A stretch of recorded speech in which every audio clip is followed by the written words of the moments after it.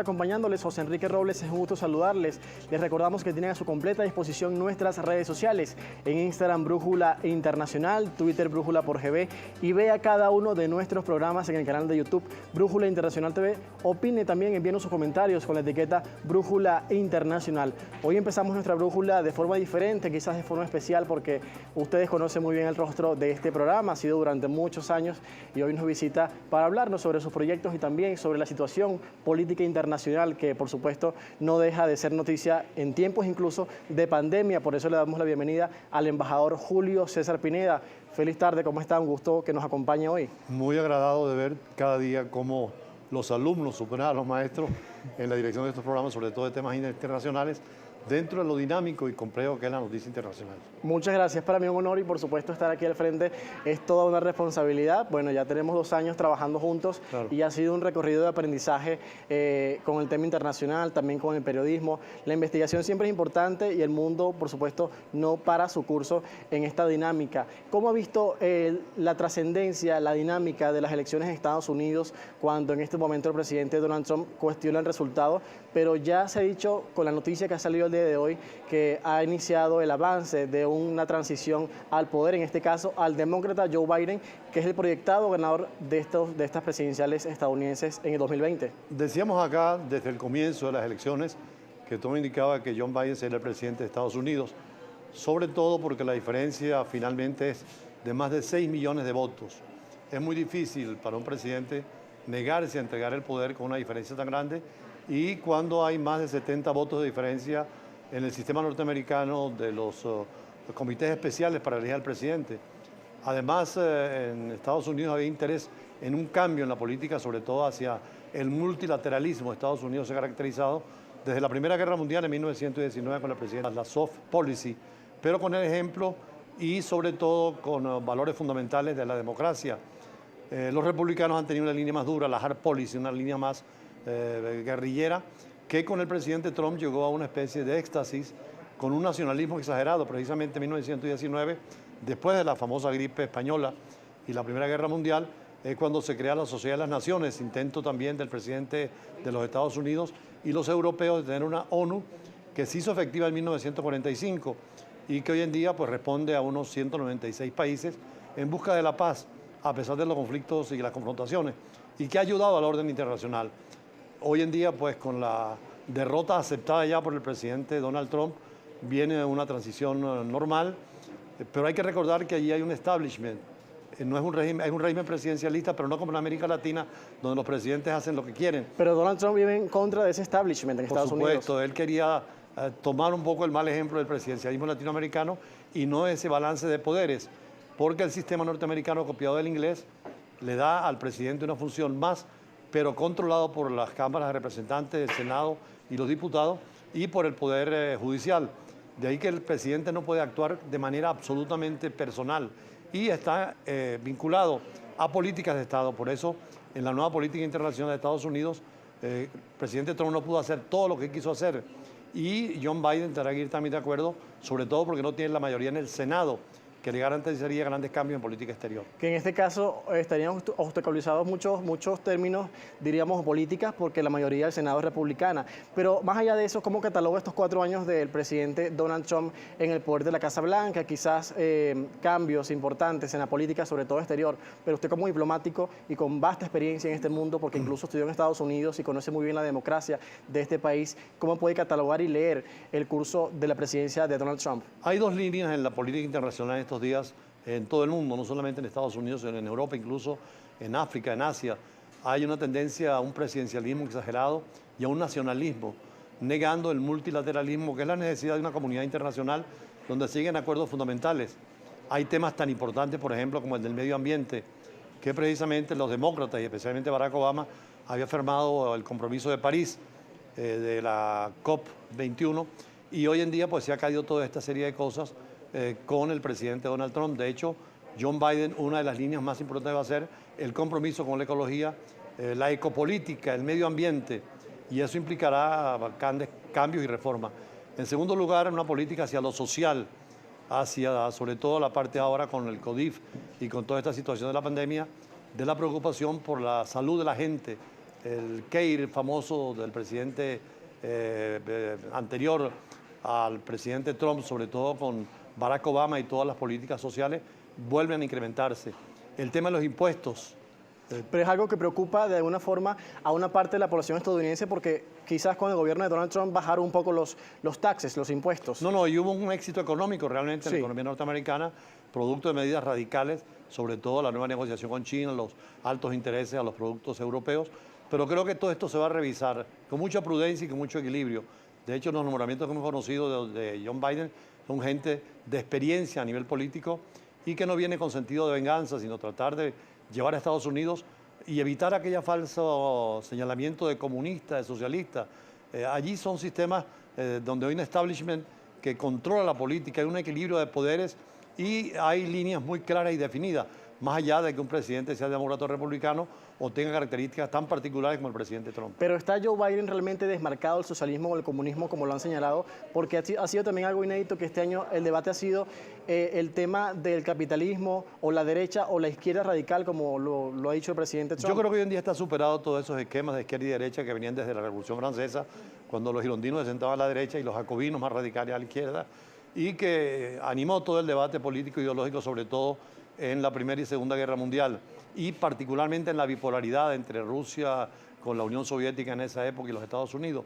Hoy en día haya superado las etiquetas del capitalismo y del comunismo, sobre todo, hacia nuevas fórmulas. Yo creo que hay que tener lo bueno que el socialismo pueda dar y lo bueno que el capitalismo tenga que dar hacia una nueva fórmula superada de justicia, de libertad, de igualdad. Por eso hay autores como Norberto Bobbio en Italia que hablan de tomar lo bueno del comunismo y lo bueno del capitalismo y pensar, sobre todo ahora con la pandemia, nos obliga a una reflexión más hacia la cooperación, hacia pensar en el otro y sobre todo en función de los otros, y por eso la comunidad internacional es tan importante. La vacuna viene y viene pronto y va a ser esfuerzo de muchos países y de muchos laboratorios, pero tendrá que ser gratuito y universal, como se ha propuesto también. Yo creo que el mundo va a cambiar en la política internacional, el nuevo orden mundial, después de terminar con esta pandemia. Estamos conversando con el embajador Julio César Pineda, además de doctor y conocedor de muchos temas internacionales, porque ha sido diplomático y embajador en importantes países del mundo, sobre todo en Medio Oriente. Pero en la próxima parte hablaremos sobre este y otros temas de carácter global y que por supuesto su criterio es bastante importante, vasto y reconocido por todos ustedes. Vamos al corte y ya regresamos con más en Brújula Internacional.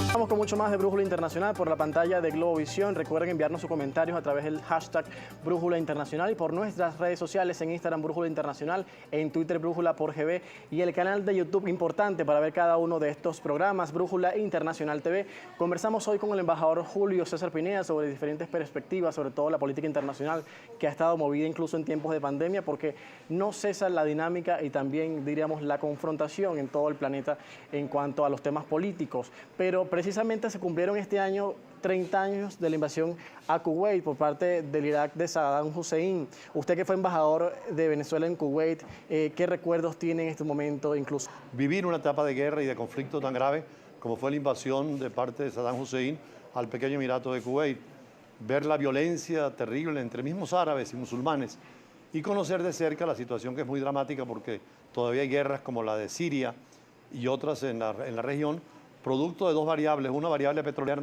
entre los árabes, sino también entre persas y árabes y sobre todo entre occidentales, porque rusos, chinos, norteamericanos tienen intereses en el Medio Oriente.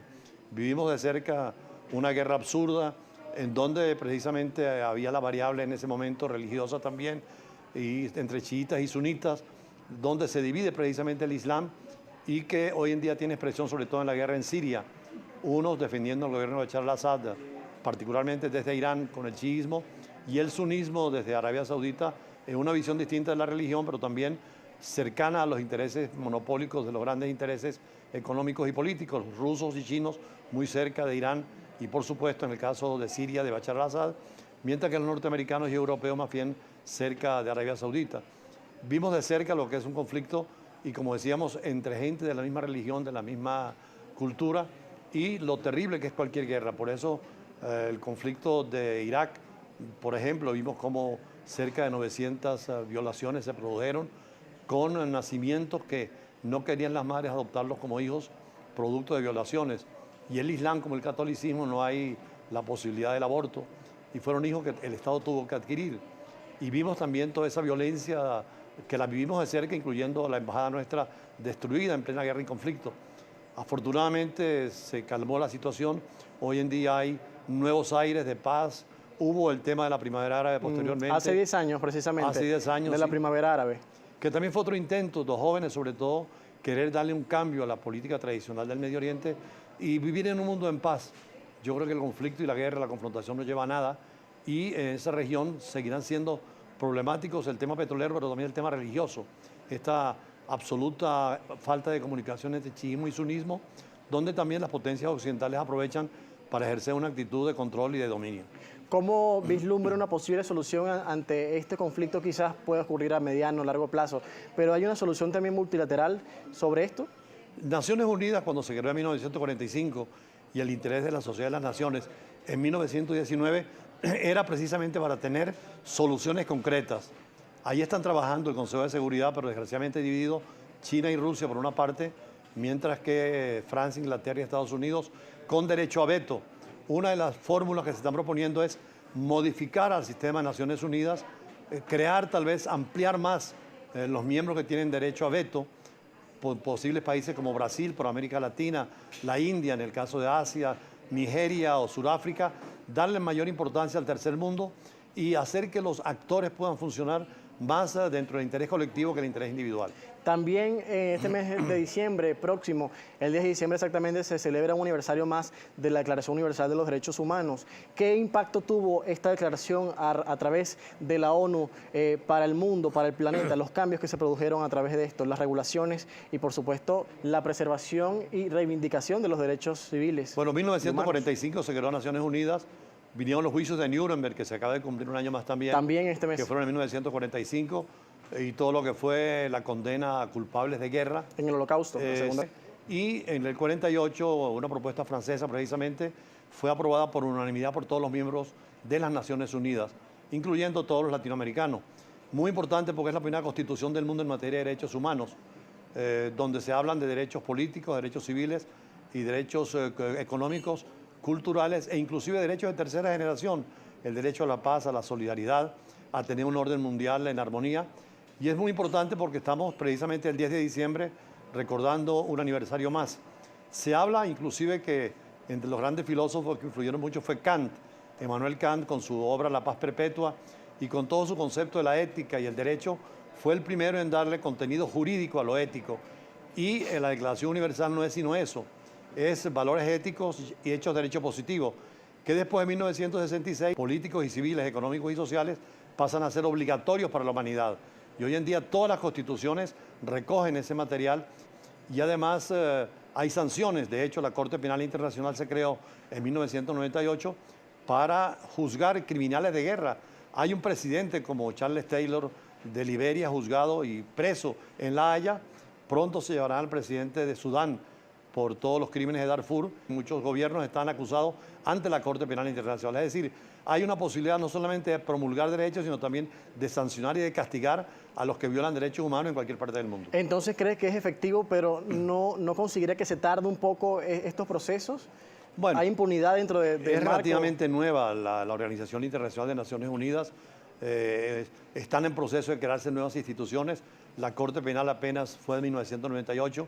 El Estatuto de Roma también. Y que el Estatuto de Roma apenas entró en el 2002 a tener vigencia como Corte Penal.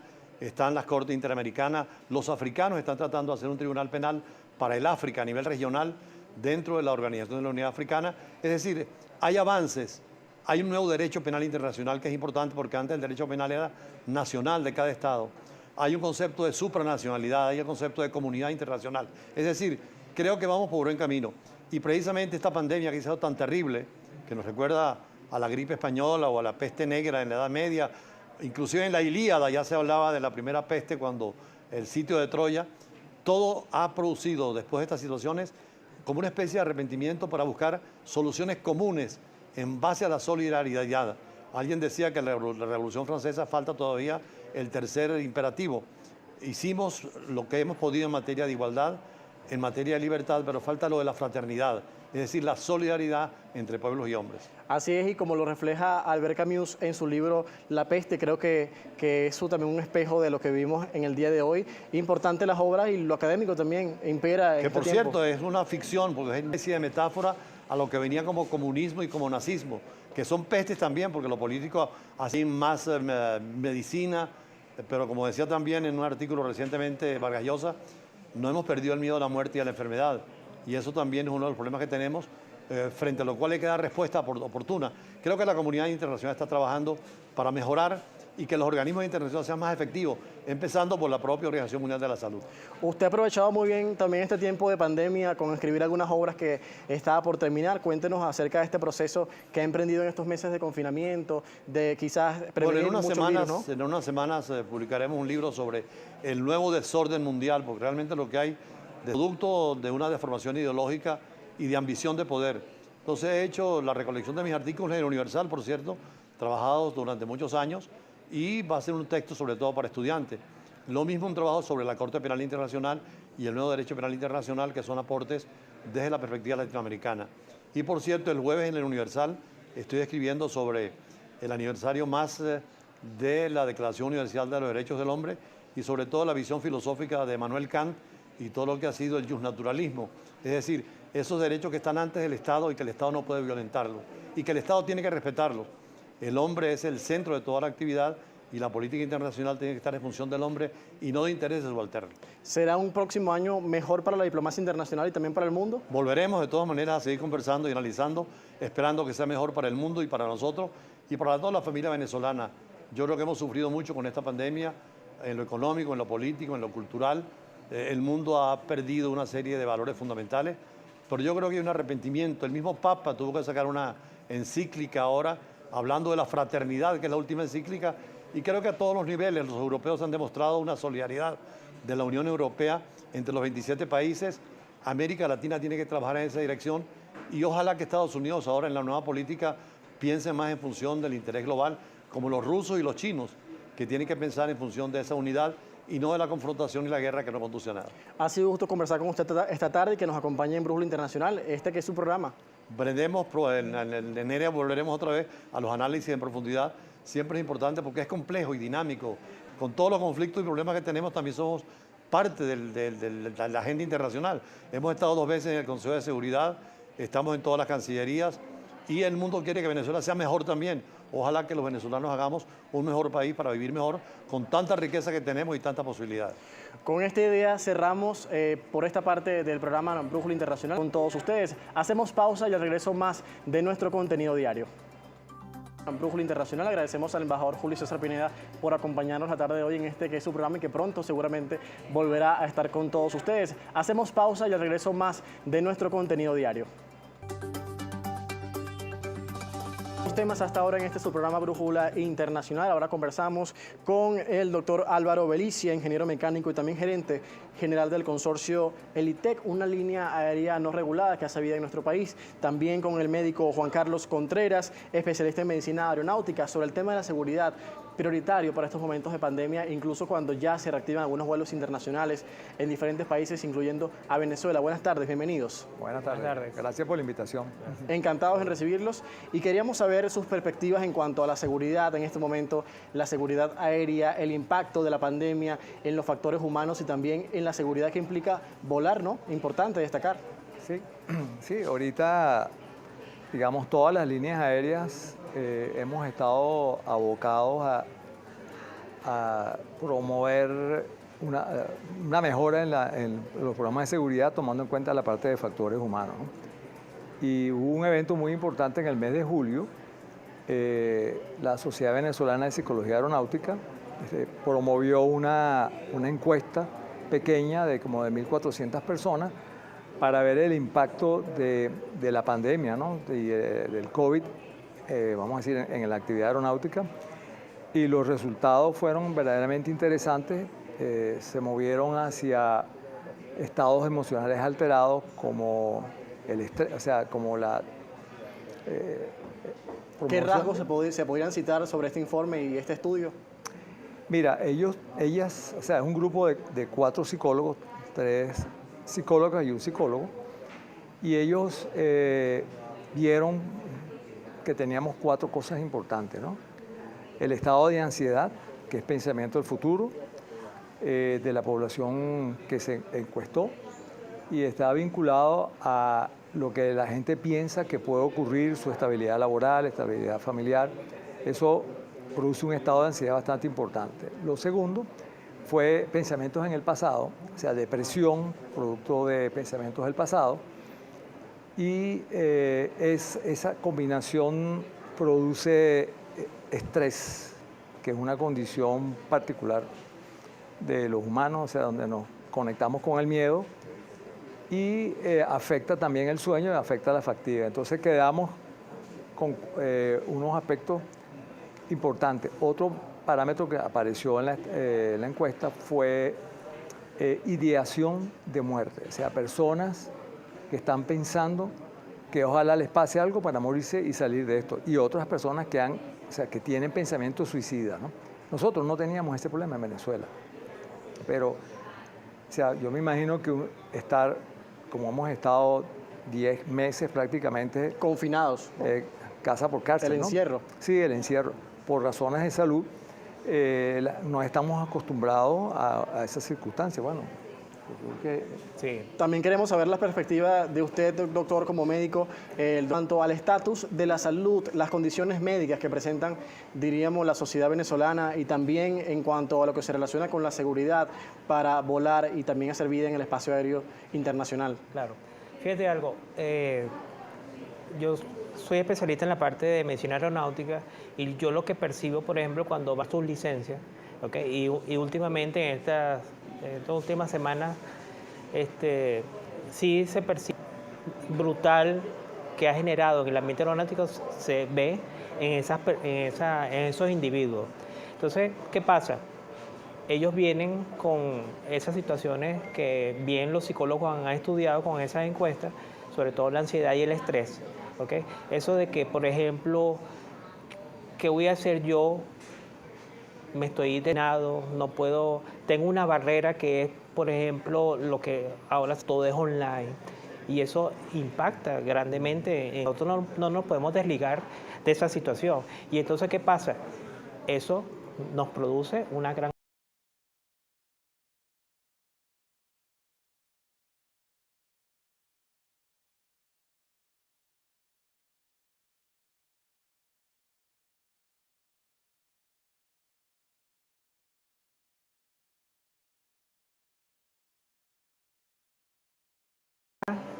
el desarrollo de la actividad aeronáutica, del reinicio de la actividad aeronáutica y de dar seguridad a las personas que van a viajar.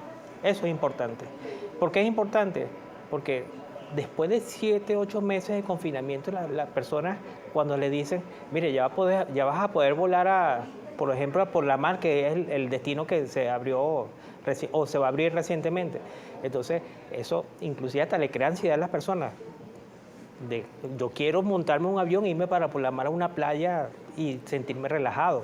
Pero también genera, diríamos, duda o incertidumbre, Claro. adaptarse a la Miedo. nueva normalidad, ¿no? Sí, Está el miedo presente. Sí, claro, eso genera un poco de miedo, pero cuando tú llegas, por ejemplo, todas las medidas y todos los protocolos que se han iniciado para frenar, o esos protocolos de bioseguridad establecidos, a lo mejor cuando las personas lleguen a ese lugar, al aeropuerto, por ejemplo, al aeropuerto Maiquetía, y vean que se están tomando las medidas tanto de bioseguridad, de distancia social, más que todo de trato, entonces yo creo que las personas se van a sentir más seguras de volar. Esa es la forma. sí, no, y, Doctor, se y en se está haciendo mucho. Fíjate Ok. que las líneas aéreas, o sea, nos hemos agrupado, y en la parte de seguridad operacional tenemos una asociación, ¿ok?, que agrupa a todos los gerentes de seguridad operacional, y se han abordado estos temas. Incluso tenemos un representante de la Autoridad Aeronáutica y un representante de la Junta Investigadora de Accidentes, y en conjunto hemos logrado establecer algunos lineamientos y parámetros en cuanto al entrenamiento de las tripulaciones de vuelo, en cuanto al entrenamiento del personal de mantenimiento y en el caso específico de la capacitación en factores humanos. Por ejemplo, yo soy instructor de factores humanos y de los programas de seguridad. Y la semana pasada, utilizando la información de la estadística, reprogramamos el curso de factores humanos y una de las acciones correctivas, o sea, de las acciones mitigantes de los psicólogos, es formar grupos de apoyo dentro de la organización. Eso nunca había pasado en Venezuela. O sea, estas son cosas muy buenas o sea, dentro de lo malo de la pandemia, tenemos que ver también las cosas positivas que están ocurriendo. O sea, primero, se están reuniendo las líneas aéreas para compartir información en cuanto a la seguridad, cosa que antes no pasaba. Dos, se están tomando medidas concretas, como por ejemplo modificar el curso de factores humanos, y nosotros ya lo hicimos. O sea, nosotros tenemos un taller donde tenemos 150 personas y vamos a comenzar la semana que viene utilizando inteligencia emocional e inteligencia del corazón a preparar por medio del coach a los gerentes para que puedan gestionar con los subordinados este tema. Es decir, que estos técnicos tengan alguien con quien hablar su problema. O sea, no es que estos gerentes van a ser unos psicólogos, no. Nosotros vamos a crear un espacio para empezar a atajar ese problema en ese nivel. Si eso sobrepasa la capacidad de ellos, entramos en el tema con los psicólogos, y si eso sobrepasa, entramos en el tema de la psiquiatría. Esto va también en consonancia con, diríamos, la OASI, que regula las normas y leyes del espacio aeronáutico internacional. Sí. Fíjate qué buena noticia. ¿Qué se puede rescatar de esto? Sí, el psicólogo hizo la encuesta, la presentaron a la Organización de Aviación Civil, la parte latinoamericana, y se quedaron sorprendidos. O sea, verá que el gremio de la salud venezolano es un gremio que está dando la talla dentro y fuera. Este grupo de psicólogos presentaron esa propuesta, la OASI la aceptó y la publicó y la está promoviendo para que otros estados comiencen a hacer la encuesta. Nosotros, por ejemplo, la vamos a correr ahorita en la compañía y vamos a compartir la información con los psicólogos para ver si nuestro pequeño grupo está dentro de ese parámetro. Y lo que se está promoviendo es que las líneas aéreas y los talleres, todo el mundo haga eso, y en conjunto nosotros vamos a poder abordar el problema de la fatiga y el estrés con la ayuda social, es decir, de los mentores dentro de la organización, el apoyo de la familia, porque le vamos a pasar información a estas personas para que se la pasen a la familia, porque claro, aquí ganamos todo, gana el empleado y el empleado comparte esa información, la lleva a la familia y mejora a la familia. Entonces el nivel de estrés está producido porque un empleado que siente que se va a quedar sin trabajo lo comparte con la familia, la esposa o el esposo, todo el mundo entra en crisis, ¿no? Sí. Entonces si lo tranquilizas, entonces tranquilizamos a la familia, que es el núcleo de la sociedad, ¿no? Ya nos queda poco tiempo, tenemos que irnos, pero doctor Juan Carlos, quería hacerles algunas preguntas, o más bien que usted instara con sus recomendaciones a la población y sociedad venezolana, pero también al personal aeronáutico en estos momentos de pandemia y cuando ya se abre parcialmente una buena parte de los vuelos en Latinoamérica y en Venezuela.